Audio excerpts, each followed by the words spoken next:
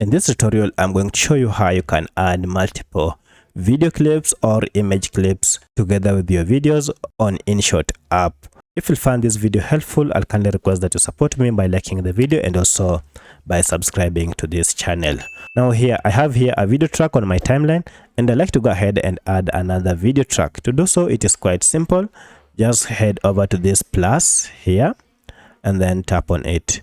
Then choose whether you want a blank or you want to import or add a video or photo. So for my case, I want to add a video. I'll choose this, and this will take me to my gallery where I'll choose the part of the video that I want to add. So I'd like to add this, so I'll go ahead and tap on it and then tap on this tick. And as you can see, that video clip has been added just after the first video clip. And now I have more than one video clip on my timeline. So that's how you add several video clips on your timeline on InShot app. If you have any other question concerning this InShot video editor, let me know in the comment section. Otherwise, thanks for watching and let's meet in the next video.